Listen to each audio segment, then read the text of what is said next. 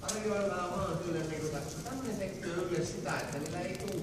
Niin sekin kunnioittaa näitä hyvin, sille ei tule liian kiirettä. Oikein, nyt on Päivi oikein hyvä se katseen suunta.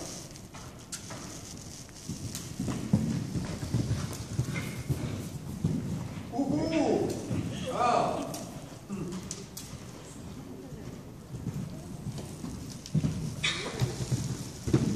Hyvä, hyvä. Mikä on Päivi erityisen hyvä täällä Okserineessä? No. Sä et opettanut ratsastaa. Joo. Kun nelosella teki ison loikan. Et opettanut ratsastaa. Löytyi hyvä, se oli kuitenkin hyvä ratta. Loi hevoseen uskoon, loi sinun uskoon ja niin. Joo.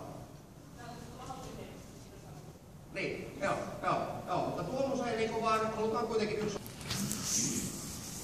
Löytää rennoista tästä eteen. Mitä? Löytää rennoista tästä eteen. Niin. Se on yllättävän vaikea sit päästä eteenpäin, koska se voima helposti häviää siinä, kun se sitä rennoutta tulee. Semmoinen voima, joka perustuu vähän siihen jäävyyteen, kouluuteen, niin se häviää pois.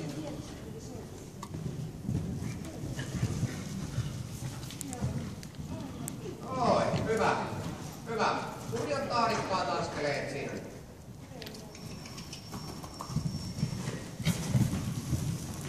Oikein. Joo.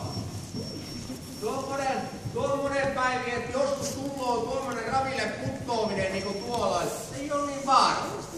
Hyvin ratstit siitä sinne okserille. Rahassa vaan jalan kiinni ja sinne niin. Oikein.